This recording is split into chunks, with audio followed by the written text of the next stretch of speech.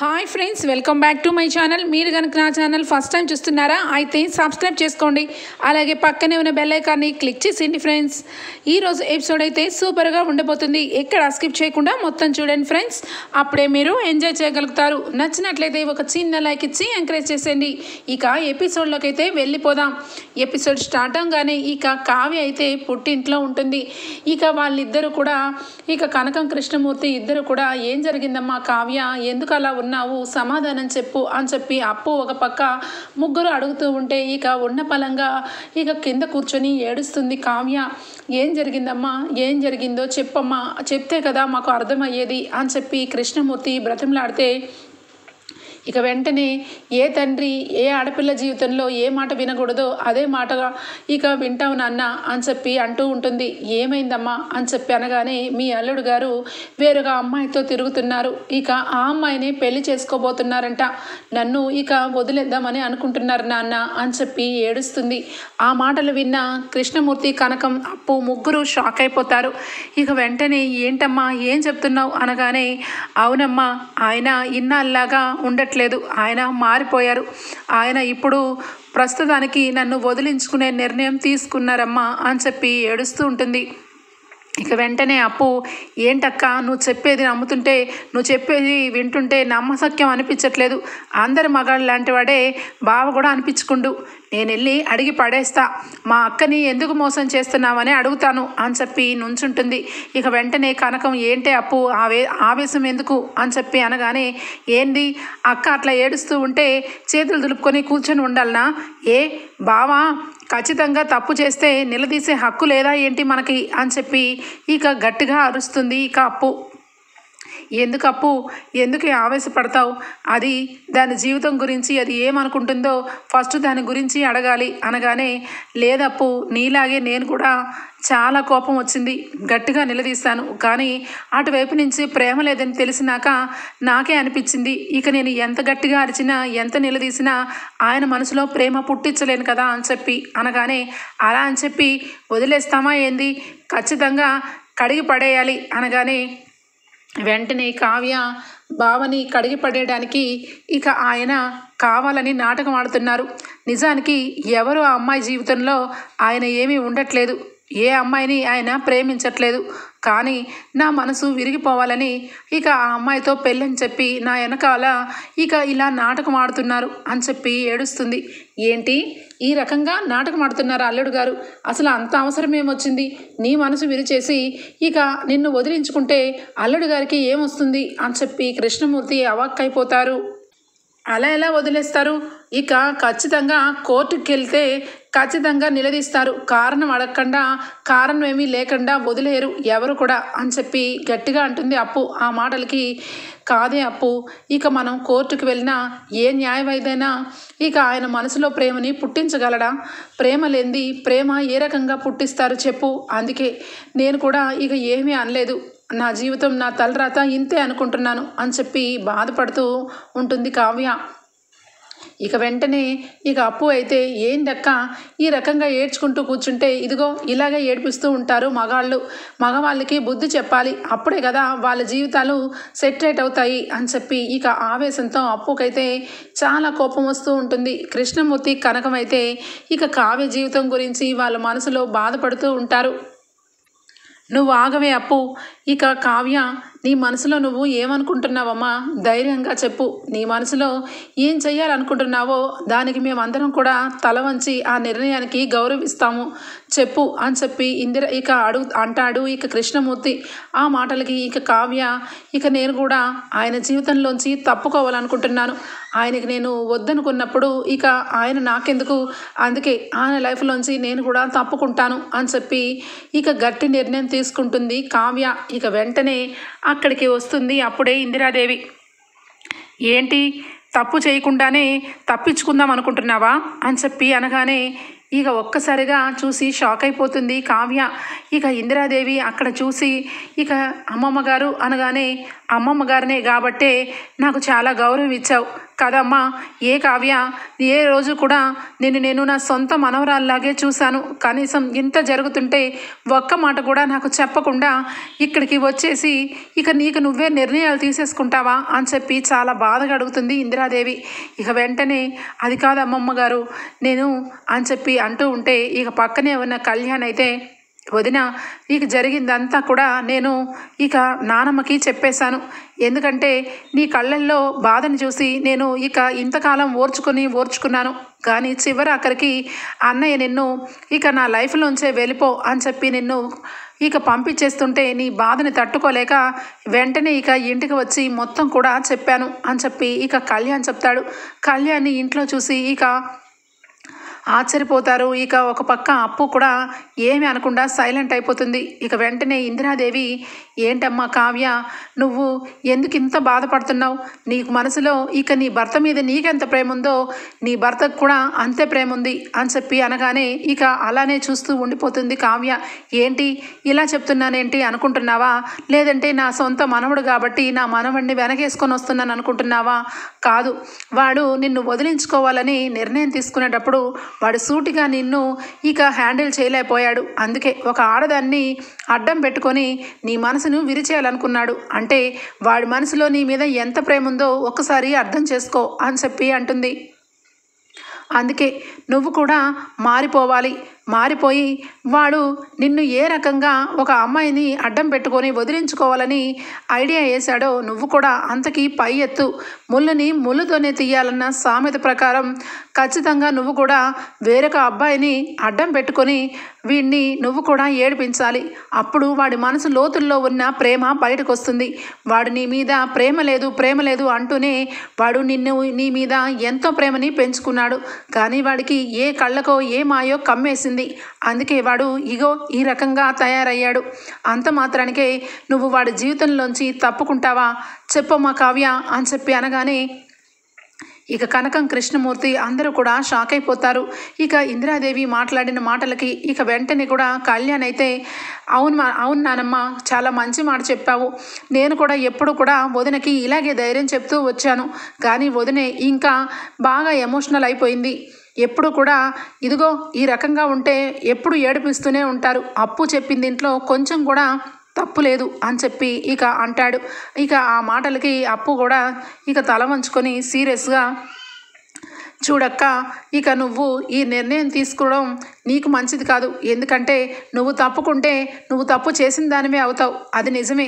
అమ్మమ్మ గారు చెప్పింది 100% కరెక్ట్. నువ్వు ఖచ్చితంగా ఇక ముళ్ళుతోనే తీయాలన్న సామెతలాగే బావగారి విషయంలో చేస్తే అప్పుడు కనుక బాగా తెలుస్తుంది అని చెప్పి అప్పు అంటుంది. ఇక వెంటనే కనకమైతే ఇక రండమ్మా, ఇక మీ అంతలో మీరు ఇక్కడికి వచ్చారు అంటే ఇంట్లో ఎన్ని రకాలుగా గొడవలు జరుగుతున్నాయో ఊహించగలను అనగానే, లేదు కనకం, అసలు గొడవలే లేవు. ఇంట్లో మామూలుగానే ఉంది. వ్యవహారం అంతా రాజ్కి అలాకి కావ్యకే జరుగుతుంది. కానీ పైకి ఒక్క మాట కూడా ఈ ఇద్దరిలో ఎవరి ద్వారానూ బయటకు రాలేదు. ఇదిగో నా మనవడు ఈరోజు వాడు చాలా బాధపడుతూ, అమ్మ, కావ్య వదిన జీవితం పాడైపోతుంది, కావ్య వదిన వెనకాల రాజన్నయ్య ఇలా చేస్తున్నాడని మొత్తం నాకు చెప్పాడు. అప్పుడే నేను అనుకున్నాను, ఇక కావ్య జీవితాన్ని ఏదో రకంగా బాగు చేయాలి. ఇక ఎప్పుడు కూడా తొందరపాటు నిర్ణయాలు తీసుకోకూడదని ఇదిగో ఇక్కడికి వచ్చాను. నా పెద్దరికాన్ని, నా గౌరవాన్ని ఎంతో కొంత మీరు అర్థం చేసుకొని ఇక కావ్య జీవితాన్ని మన అందరం కలిసి నిలబెట్టాలి అని చెప్పి అంటుంది. ఆ మాటలకి కావ్య ఇక సైలెంట్ అయిపోతుంది. చూడమ్మా కావ్య, నువ్వు చేసేది తప్పు కాదు. వాడు చేసిన దారిలోనే వెళ్ళి వాడి కళ్ళు తెరిపించడమే, అంతే, అంతకు మించి ఏమీ లేదు అని చెప్పి అనడంతో ఇక కావ్య కూడా సరే అన్నట్టుగా వెంటనే కళ్ళు వెంట నీళ్ళు తుడుచుకొని, సరే అమ్మమ్మ, ఖచ్చితంగా మీరన్నట్టు నేను ఇక ఆయన దారిలోనే వెళ్తాను, ఆయన కళ్ళు తెరిపిస్తాను, ఇక ఆయన మనసులో నా మీద ప్రేమని పైకి తీసుకొస్తాను అని చెప్పి అంటుంది. ఇక వెంటనే ఇంకా ఇక్కడ ఏం చేస్తావమ్మా, పద, ఇంటికి వెళ్ళి వాడి గురించి ఇక మనం కూడా ప్రయత్నాలు చేద్దాం అని చెప్పి ఇక ఇంట్లో నుంచి ఇక తీసుకొని వస్తుంది ఇక ఇందిరాదేవి. మీరు చెప్పిందంతా బాగానే ఉంది అమ్మమ్మ, కానీ నేను ఎవరితో మాట్లాడతాను అని చెప్పి ఇక అంటూ ఉంటుంది కావ్య. ఆ మాటలకి వెంటనే వదిన, అదంతా నాకు వదిలేసే వదిన, దీని తర్వాత అంతా కూడా నేను చూసుకుంటాను అని చెప్పి అనగానే ఇక వెంటనే కూడా కావ్యం తీసుకొని బయలుదేరుతారు. నేను అలాగే ఇక కళ్యాణ్ అయితే వెళ్ళిపోతాం, నువ్వు వెనక నుంచి వచ్చేసే అమ్మ కావ్య అని చెప్పి ఇక అక్కడి నుంచి వెళ్ళిపోతారు ఇందిరాదేవి అలాగే కళ్యాణ్. ఇక కావ్య మనసులో దృఢంగా అనుకుంటుంది, ఆయన మనసు మారేలాగా ప్రయత్నం చెయ్యాలి, చేయకుండా ఆయన జీవితంలోంచి నేను ఎలా పక్కకు వచ్చేస్తాను, ఇక అమ్మమ్మ చెప్పింది 100% కరెక్ట్ అని చెప్పి మనసులో అనుకుంటుంది. ఇక అక్కడే ఉన్న కనకం కృష్ణమూర్తి కూడా కావ్యకి చాలా వరకు కొండంత అండగా ధైర్యాన్ని చెప్తారు. ఇక ఆవిడ చెప్పినట్టు నిజంగానే అల్లుడు గారి మనసులో నీ మీద ప్రేమ ఉంది, కానీ ఆ ప్రేమ ఇక చూపించలేక ఇక నిన్ను వదిలించుకుందామని చెప్పి నానా ప్రయత్నాలు చేస్తున్నారు అని చెప్పి ఇక వాళ్ళు కూడా అర్థం చేసుకుంటారు. ఇక వెంటనే కావ్య అయితే నేను వెళ్ళాలి, ఇక డైరెక్ట్గా ఆఫీస్కే వెళ్ళాలి అని చెప్పి అంటుంది. అదేంటమ్మా ఇంటికి వెళ్ళవా అనగానే ఇక మార్నింగ్ అయింది, ఇంటికి వెళ్ళినా ఆఫీస్కి వెళ్ళినా ఒకటే టైం కదా నాన్న, నేను అందుకని ఆఫీస్కే వెళ్ళిపోతాను డైరెక్ట్గా అని చెప్పి ఇక అక్కడి నుంచి ఆఫీస్కి స్టార్ట్ అయిపోతుంది కావ్య. ఇక వెంటనే కూడా ఇందిరాదేవి ఇక కళ్యాణ్ అయితే ఇద్దరు వెళ్ళిపోతారు. కళ్యాణ్ ఏం చేయాలనుకుంటున్నావురా, ఇక కావ్య విషయంలో ఏదో చేస్తానన్నావు కదా చెప్పు అనగానే ఇక ఏం లేదు నానమ్మ, ఖచ్చితంగా ఇక బ్రో ఉంది కదా, బ్రోతో ఇక ఈ నాటకాన్ని ఇక తెరకెక్కిస్తాను, ఖచ్చితంగా రోజు టైం ప్రకారం 4-5 టైమ్స్ ఇక బ్రో ఫోన్లో నుంచి ఫోన్ చేస్తూ కావాలని ఇక ఎవరో అబ్బాయితో మాట్లాడుతున్నట్టుగా ఇక మాట్లాడిపిస్తూ ఉంటాను. ఏదో రోజు రాజన్నయ్య అయితే ఖచ్చితంగా కావ్య వదిన్ని చూస్తాడు, ఇక కావ్య వదిన ఖచ్చితంగా ఒక మగ అబ్బాయితో మాట్లాడుతుంది అని చెప్పి నిర్ధారణకు వచ్చే వరకు బ్రోతో మాట్లాడిస్తాను. ఇక ఆ మనిషి కనబడాలి అనే టయానికి ఇక మన బ్రోకి ఎలాగో ప్యాంట్ షర్ట్ వేసుకుంటుంది కాబట్టి ఇక ఆ విధంలోనే వెనక నుంచి కానీ ఏదో ఒక రోజు ఇక రెడీ చేసి అన్నయ్య ముందు ఉంచితే చాలు, ఇక అన్నయ్య ఖచ్చితంగా కావ్య వదిన విషయంలో ఇక ఖచ్చితంగా తప్పు తెలుసుకుంటాడు అని చెప్పి అనడంతో చాలా బాగా చెప్పావురా మనవడా, ఇక ఖచ్చితంగా నీ పనిలో నువ్వు ఉండు, ఇంకా నువ్వు నేను ఇక ఈ ఇంటికి వచ్చిన సంగతి నువ్వు ఎట్టి పరిస్థితుల్లోనూ ఇంట్లో చెప్పొద్దు అనగానే నేను చెప్పను నానమ్మ, నేను చెప్పేవాడినైతే నీకే ఎందుకు చెప్తాను అని చెప్పి ఇక కళ్యాణ్ అయితే అంటాడు. ఇక ఇంటికి వెళ్ళిపోతారు. వెళ్ళిపోయిన తర్వాత కావ్య కూడా ఆఫీస్కి వెళ్తుంది. రాజ్ ఇంకా ఇంట్లో రెడీ అవుతూ ఇక ఖచ్చితంగా కళావతి మనసు ఇరిగిపోయింది, ఇక నా మీద చాలా కోపం పెంచుకుంటుంది, ఎందుకంటే ఇక తనని వదులుకొని ఇక నేను వేరే పెళ్లి చేసుకుంటున్నాను అని చెప్పి అంత ఇదిగా నేను చెప్పేసరికి ఏ ఆడపిల్ల అయినా కూడా తన భర్త వేరొక అమ్మాయితో తిరుగుతున్నాడని తెలుసుకున్నాక ఎవరు కూడా కాంప్రమైజ్ అయ్యి ఉండలేరు. ఇక ఖచ్చితంగా అందుకే కళావతి కూడా ఏడ్చుకుంటూ పుట్టింటికి వెళ్ళిపోయింది. ఇప్పుడు కొన్నాళ్ళు ఏడ్చిన తర్వాత కళావతికి అర్థమవుతుంది, తన జీవితం 3 పువ్వులు 6 కాయల్లాగా వర్ధిల్లుతుంది, నాతో ఉంటే తన సుఖం పొందలేదు, తన జీవితం 3 బారిన ఎండలాగా అలానే ఉండిపోతుంది అని చెప్పి రాజ్ అయితే ఇక అనుకొని ఇక ఇంటి నుంచి స్టార్ట్ అవుతాడు. ఇక వెంటనే అపర్ణ అయితే రాజ్ రాగానే రాజ్ అని చెప్పి పిలుస్తుంది. ఏంటి మమ్మీ అని చెప్పి అనగానే కావ్య డైరెక్ట్గా ఆఫీస్కి వెళ్ళిందంట, ఇదిగో ఇప్పుడే ఫోన్ చేసి చెప్పింది అని చెప్పి అనగానే అవునా, నాకేంటి కనీసం ఫోన్ కూడా ఏం చెప్పలేదు అని చెప్పి మనసులో అనుకొని కావ్య ఆఫీస్కి వెళ్ళిందా అని చెప్పి షాక్ అయిపోతాడు.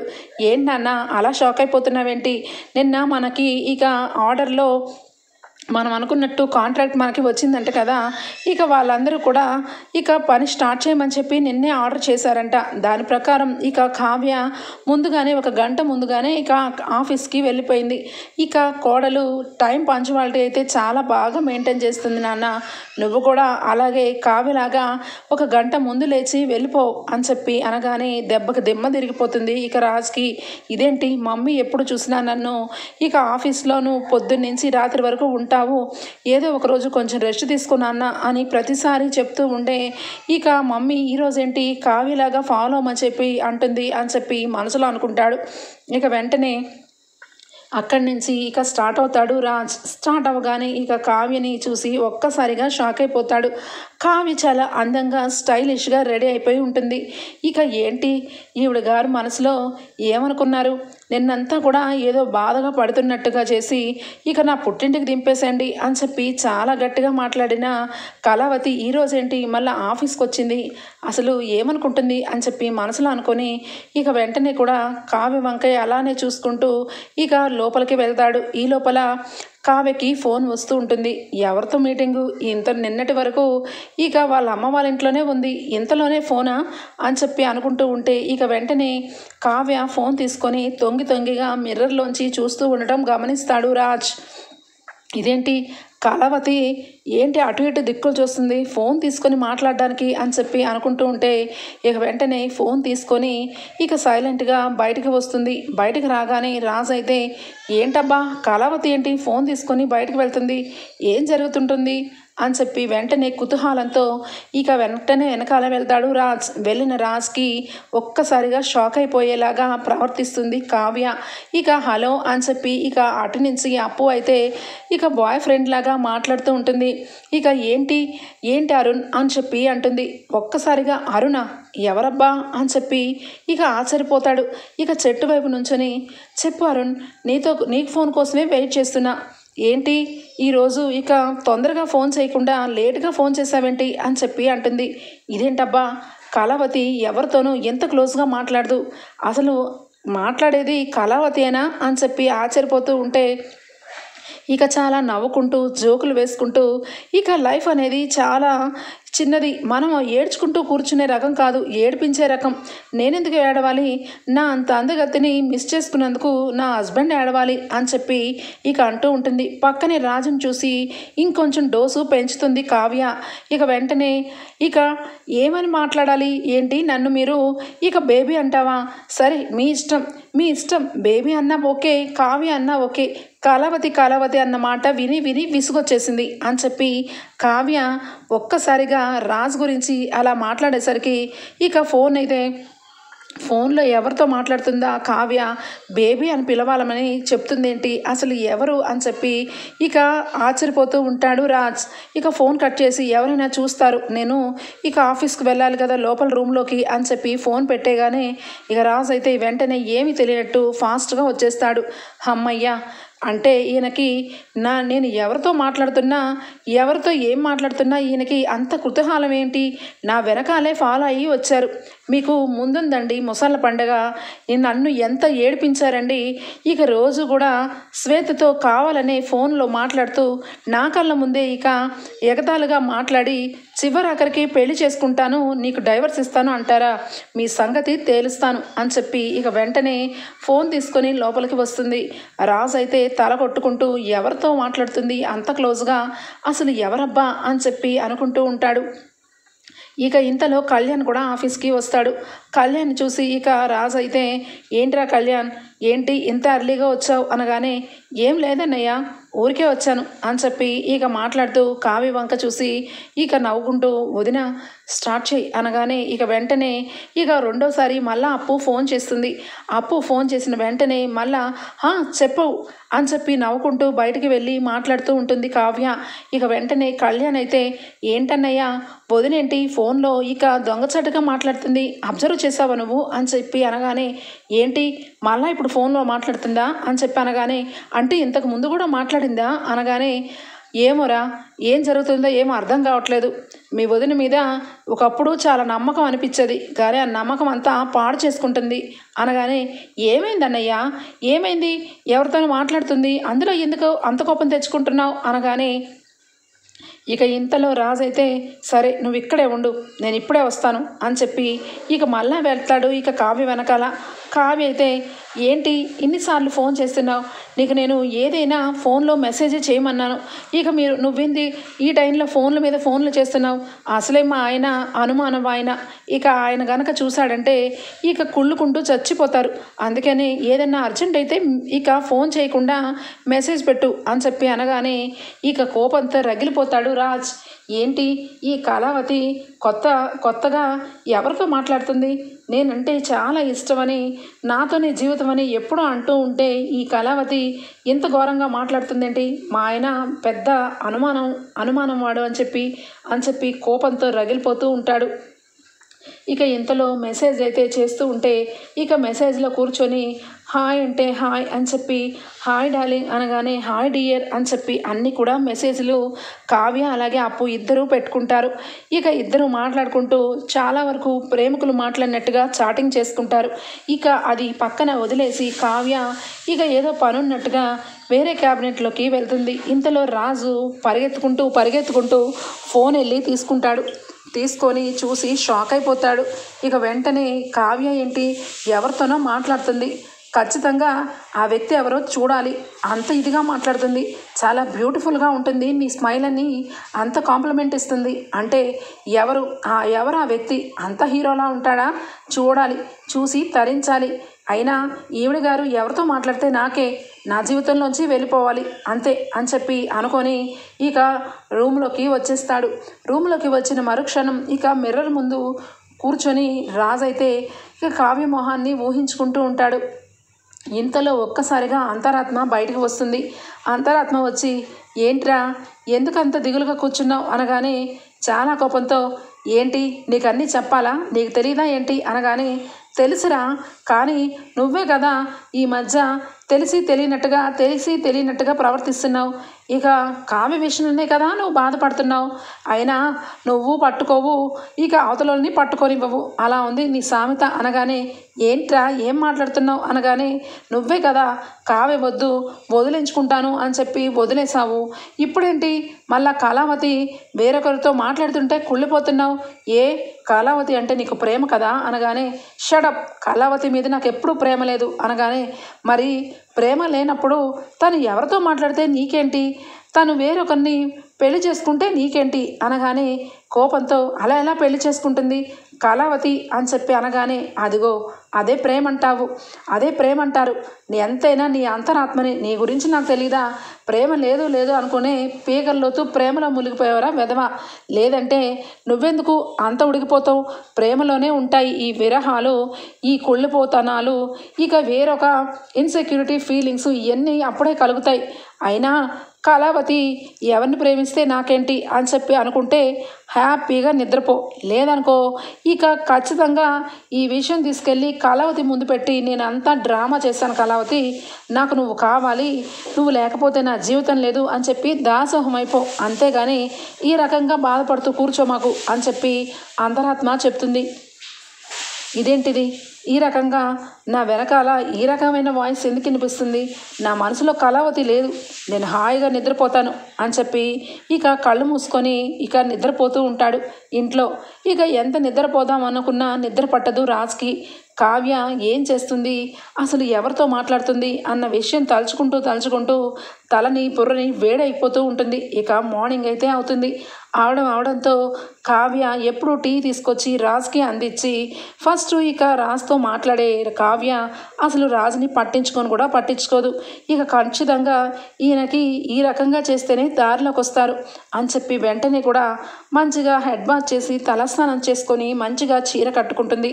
ఇక కట్టుకొని జుట్టుని ఆరబెట్టుకుని ఉంటుంటే ఇక రాజు అయితే లేస్తాడు. లేచిన వెంటనే కావ్య చాలా అందంగా ఇక తన పని తను చేసుకుంటూ చాలా దూరంగా అందంగా కనిపిస్తుంది.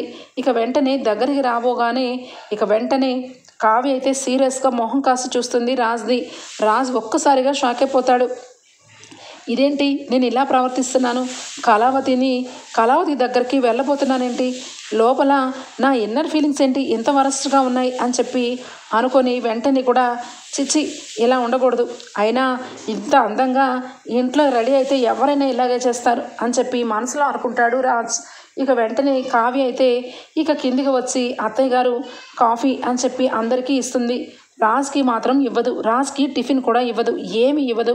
ఇక తనకు తానే రెడీ అయిపోయి వెళ్ళిపోతూ ఉంటే హలో కళావతి మేడం, ఏంటి కనీసం కాఫీ అని కూడా అడగరా అనగానే కాఫీయా మీకెలా ఇస్తాను, రేపో మాపో వద్దనుకొని వదిలిపెట్టేద్దాం అనుకుంటున్నారు, అలాంటప్పుడు ఖచ్చితంగా ఇక నేనెలా మీకు కాఫీలు టిఫిన్లు ఇస్తాను అని చెప్పి అనగానే అంటే నువ్వు నన్ను వదులుకుందామని చెప్పి నువ్వు కూడా డిసైడ్ అయ్యావన్నమాట అనగానే, మరి అవ్వరా, మీరేమన్నా పెద్ద హీరోనా ఏంటి?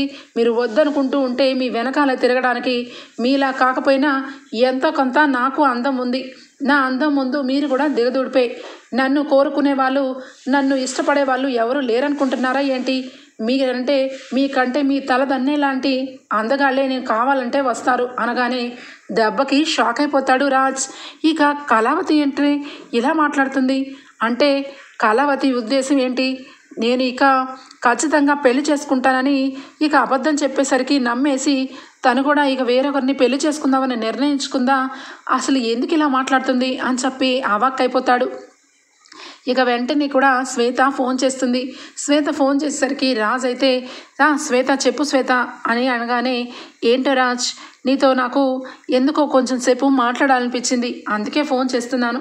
ఇక మా ఆయన ఎప్పుడు కూడా నన్ను శాడిస్ట్ లాగా ప్రతిరోజు ఏడిపించుకొని చంపేవాడు.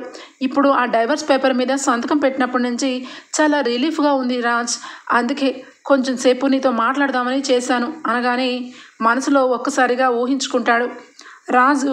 ఇక శ్వేత భర్త స్థానంలో రాజుని, ఇక శ్వేత స్థానంలో కావ్యని ఊహించుకొని అమ్మ బాబోయ్ అని చెప్పి అరుస్తాడు. ఏమైంది రాజ్ అని చెప్పి అనగానే, కుదరదు, నీతో మాట్లాడడం కుదరదు శ్వేత, నాకు కొంచెం టైం కావాలి, నేను ఇక ఆఫీస్కి బయలుదేరాలి అని చెప్పి ఇక ఫోన్ పెట్టేస్తాడు. ఫోన్ పెట్టేసి, నిజమే కదా, ఇక వేరొకరు పెళ్ళైపోయిన అమ్మాయితో నేను రోజు ఫోన్లో మాట్లాడుతూ ఉంటే నా భార్య కూడా నా దారిలోనే వెళ్తుంది.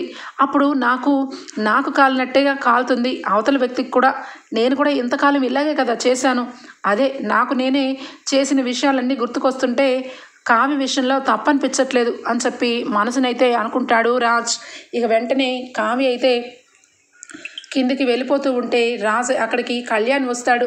వచ్చి, వదిన ఏంటి వదిన ఎంతవరకు వచ్చింది అనగానే, కొంతవరకు అయితే బండి కదిలింది కళ్యాణ్ అని చెప్పి అనగానే, ఏమైంది అన్నయ్య ఇక లోపల ఉడికిపోతున్నాడు కదా అనగానే, ఉడికిపోతున్నారు, బ్లాస్ట్ అయిపోతున్నారు, రాత్రి అయితే నిద్ర పట్టకుండా తనలో తనే మాట్లాడుకుంటూ ఉన్నారు.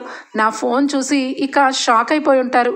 ఇక నేను అప్పు చాలా క్లోజ్గా మాట్లాడుకున్నాం, ఆ మాటలన్నీ కూడా విని తలని చాలా బాగా వేడి చేసుకున్నారు అనగానే, సభాష్ వదిన, ఇదిగో ఇలానే ఉండాలి, ఎప్పుడు కూడా ఏడిపించిన వాళ్ళకి మనం ఏడిపిస్తూ ఉంటేనే ఆ ఏడుపు అనేది వాళ్ళకి అర్థమవుతుంది, లేదంటే ఏడుస్తూ ఉంటే జీవితాంతం ఏడవాలి వదిన. ఖచ్చితంగా రాజ్ అన్నయ్యకి నీ మీద చాలా ప్రేమ ఉంది, ఆ ప్రేమని అర్థం చేసుకోక ఇక నాకు ప్రేమ లేదు అని చెప్పి ఇగో ఈ రకంగా ప్రవర్తిస్తున్నాడు. రేపమాపో ఖచ్చితంగా నిన్ను నిలదీయడం ఖాయం. ఇక నీ విషయంలో తను ఖచ్చితంగా ఒక నిర్ణయం తీసుకోవడం ఖాయం వదిన, ఇది నేను ముందుగానే నీకు చెప్తున్నాను అని చెప్పి అనగానే, చాలా థ్యాంక్స్ కవి గారు, మీరు చెప్పే మాటలు వింటుంటే నాకు మనసులో నాకు ధైర్యం వస్తుంది అనగానే, నువ్వేంటి వదిన ధైర్యం కోల్పోవడం, నలుగురికి ధైర్యం చెప్పే నువ్వు ఈ రకంగా ఏడుస్తూ ఇంటికి వెళ్ళిపోవడం కరెక్ట్ కాదు. ఎప్పుడు కూడా రాజన్నయ్య విషయంలో నువ్వు కరెక్ట్గానే ఆలోచిస్తావు, ఇప్పుడు కూడా కరెక్ట్గానే ఆలోచిస్తున్నావు అని చెప్పి ఇక కళ్యాణ్ అయితే కావ్యకి చెప్పి అక్కడి నుంచి వెళ్ళిపోతాడు. ఇక రాజ్కి కావ్య ఫోను కనిపిస్తుంది. అమ్మయ్యా, ఇది ఫోన్లో ఏం మాట్లాడుతుందో ఏం మెసేజ్ చేస్తుందో ఈరోజు చూడాలి అని చెప్పి ఫోన్ చూస్తాడు. చూసేసరికి ఇక ఫోన్లో మనం ఎప్పుడు కలుసుకునే ప్లేస్లో ఈరోజు కలుసుకోవాలి, ఖచ్చితంగా నాకు నచ్చిన కలర్ చీర కట్టుకొని రావాలి అని చెప్పి ఇక మెసేజ్లన్నీ చూస్తాడు.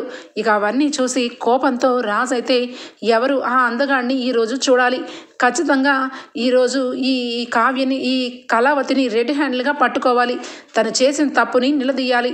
ఇక నేను ఇక శ్వేతతో ఫోన్లో మాట్లాడేసరికి నన్ను ఎవరు ఏంటని నిలదీసింది, అలాంటప్పుడు కళావతిని ఎలా వదిలేస్తాను అనుకుంటుంది అని చెప్పి మర్చిపోయి అన్ని విషయాలు మర్చిపోయి ఇక ఆ అడ్రస్లో ముందే వెళ్ళి కూర్చుని ఇక అక్కడే ఉండి ఎప్పుడెప్పుడు కావ్య వస్తుందా, ఎప్పుడెప్పుడు ఆ అబ్బాయి వస్తాడని వెయిట్ చేస్తూ ఉంటాడు. ఇక అక్కడికి వెళ్ళిన రాజ్ అయితే ఇక ఎప్పుడు కావ్య వస్తుందా అని ఎదురు చూస్తున్న విషయం తెలుస్తుంది కావ్యకి. ఇక దూరం నుంచి కళ్యాణ్ అలాగే కావ్య దూరం నుంచి కారులోంచి చూసి ఇక వెంటనే, వదిన ఇక ఖచ్చితంగా రాజ్ అన్నయ్య నీ విషయంలో 100కి 100% ఇష్టపడుతున్నాడు. ఎవరైనా ఇష్టపడే వ్యక్తులు వేరొక వ్యక్తితో చనువుగా ఉంటే తట్టుకో తట్టుకోలేరు.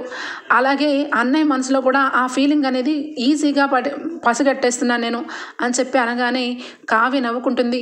ఏం చేయమంటారు కవి గారు అనగానే, ఏం చేయడం ఏంటి, నువ్వు ఇక వెంటనే పార్క్లో నేను చెప్పినట్టుగా అక్కడ నుంచొని ఇక వెనక నుంచి ఇక వేరొక వ్యక్తి ఉన్నట్టుగా కావాలని మాట్లాడి ఇక అక్కడి నుంచి నడుచుకుంటూ వచ్చేసే. ఇక రాజన్నయ్య ఆ వ్యక్తి ఎలా ఉన్నారు ఏంటన్నది ఇక ఖచ్చితంగా చూడడానికి ట్రై చేస్తారు. ట్రై చేసి వచ్చేసరికి అప్పటికే ఇక కారులో కూర్చొని డ్రైవింగ్ చేసుకుంటూ వెళ్ళిపోతూ ఉంటుంది. ఇది మనం చేసే కథ, ఓకేనా అనగానే ఓకే కవి గారు అని చెప్పి ఇక వెనక మార్గం నుంచి వెళ్తుంది కావ్య చెట్టు దగ్గర నుంచొని ఇక అవతల వ్యక్తితో ఎవరు లేకపోయినా ఉన్నట్టుగా మాట్లాడుతూ ఉంటుంది. ఇంకెన్ని రోజులు ఖచ్చితంగా నా భర్త నాకు డైవర్స్ ఇవ్వాలనుకుంటున్నారు. నాకు కూడా ఆయనతో సుఖం లేదు, సంతోషం లేదు. అందుకే ఇక నీతో నేను కూడా ఇక పెళ్లి చేసుకోవాలనుకుంటున్నాను. మా పెద్దవాళ్ళకి వచ్చి మాట్లాడు అని చెప్పి మాట్లాడుతూ ఉంటుంది కావ్య. ఇలా మాట్లాడుతూ ఉంటే ఇక రాజు అయితే కోపంతో మొత్తం విని, కళావతి ఏంటి ఇక వేరొక వ్యక్తితో అంత క్లోజ్గా మాట్లాడుతుంది, తను మాట్లాడినా నాకేంటి ఇంత కోపం వస్తుంది, ఎప్పుడూ లేనిది చాలా కోపం వస్తుంది అని చెప్పి వెంటనే కూడా ఇక కళావతి అని చెప్పి గట్టిగా పిలుస్తాడు. ఇక ఒక్కసారిగా వెనక్కి తిరిగి చూసేసరికి ఏంటండి ఏమైంది అనగానే, ఆఫీస్కి వెళ్లకుండా ఇక్కడేం చేస్తున్నావు అని చెప్పి అంటాడు. మరి మీరేంటి ఆఫీస్కి రాకుండా మీరు ఇక్కడ ఏం చేస్తున్నారు అని చెప్పి కావ్య అడుగుతుంది. నేను వచ్చాను అంటే వేరే దాని మీద వచ్చాను అనగానే, నేను కూడా వేరే దాని మీదే వచ్చాను అని చెప్పి కావ్య అనడంతో ఇక వెంటనే రాజు పక్కకు తిరిగి చూస్తాడు. ఇంతలో పరుగున కారు ఎక్కేసి అప్పు అయితే కారులో కూర్చొని వెనక నుంచి డ్రైవింగ్ చేసుకుంటూ వెళ్ళిపోతుంది. అంటే ఖచ్చితంగా ఆ వ్యక్తి వచ్చాడనమాట. వస్తే ఇక వాడితో కబుర్లు ఆడడానికి ఇక్కడికి వచ్చావా అని చెప్పి మనసులో అనుకొని, నువ్వు చేసేదేమీ బాగోలేదు అని చెప్పి అంటాడు. నేనేం చేశాను, పార్క్ రావడం బాగాలేదా లేదంటే ఈ శారీ బాగాలేదా అని చెప్పి కావ్య అంటుంది.